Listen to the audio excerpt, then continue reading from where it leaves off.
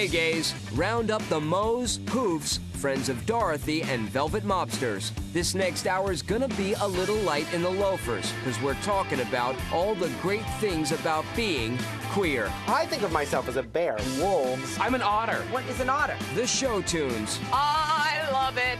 The pageantry. Parades, parades, parade! The humor. Rest, relaxation, and ready whip. And the divas. I'm mad at the dirt. So sit back and pop open a mineral water as we count down the 20 great things about being Capital G, capital A, capital Y, M, C, A, G! queer. Oh my God!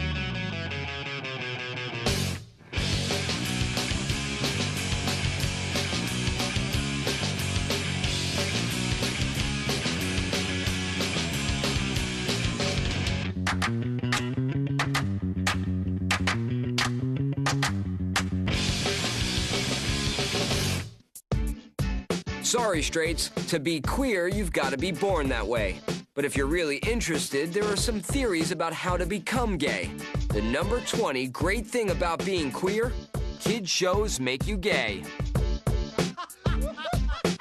I'm not really supposed to tell you this, but it is true that all children's cartoons are genetically engineered to recruit people into the gay lifestyle. Gays are infiltrating the minds of our kids, and they have been for a long time. There's actually a very big recruitment meeting that happens once a year on Fire Island after the Labor Day.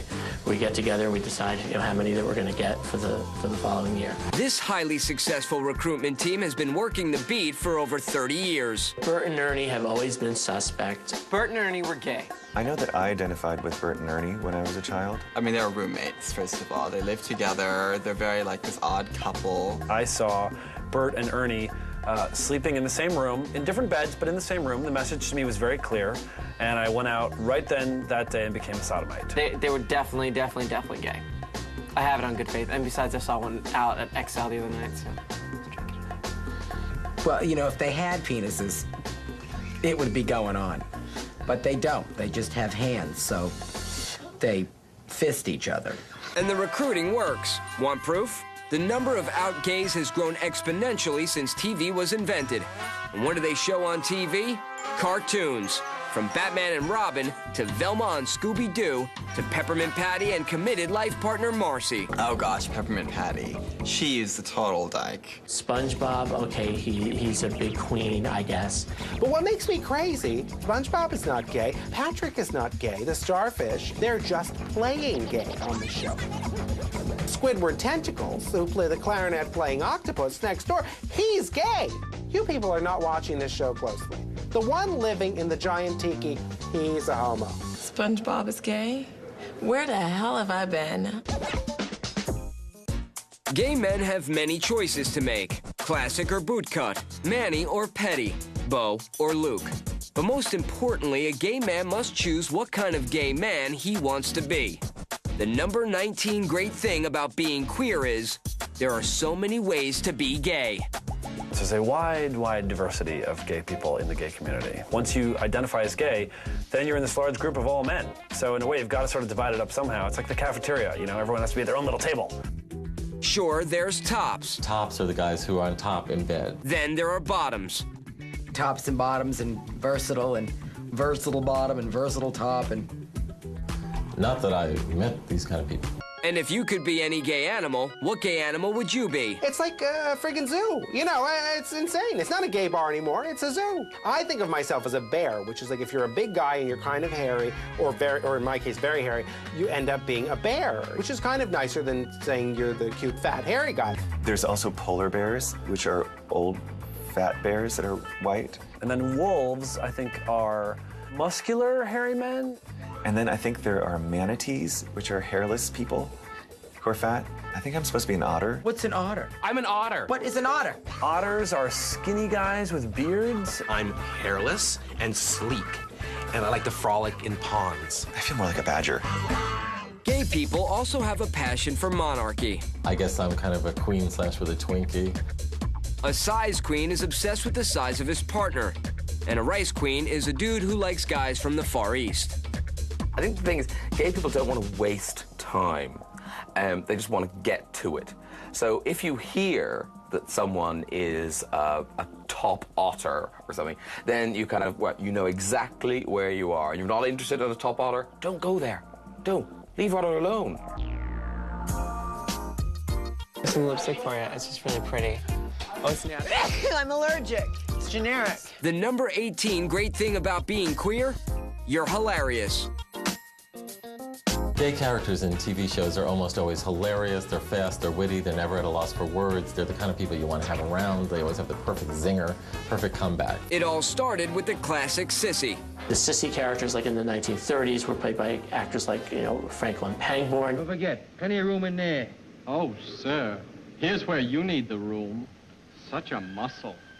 Eric Blore and Edward Everett Horton always played the kind of foppish, witty, gay, basically. And they were there for usually comic relief. The butler who would just sort of walk in and tiptoe backwards. They would sing like, and will there be anything else? Will there be anything else? It's a nicer, kind of more fun way to present gay people. And it's less threatening to people because these gays aren't really that sexual. They're just funny to have around. And that film tradition moved right on into TV. The center square in Hollywood Square almost should be colored lavender. It was always somebody like Paul Lynde, Waylon Flowers and Madam, Bruce Valanche, Jim J. Bullock. Made you start to wonder about Whoopi Goldberg. I love Paul Lynde, by the way. He's just so fabulous. Glad to be part of his camp, for sure. They would ask him questions, what are the 3 R's of a nudist colony? Rest, relaxation, and ready whip.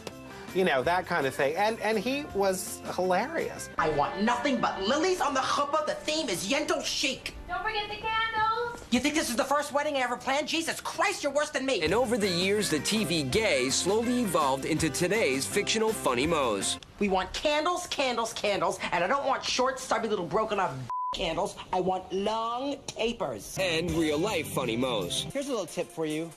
When buying the matching velour tracksuit, stop. And now, for one of the most beautiful love stories of all time, between gays and musical theater. That's why show tunes are the number 17 great thing about being queer. I love it.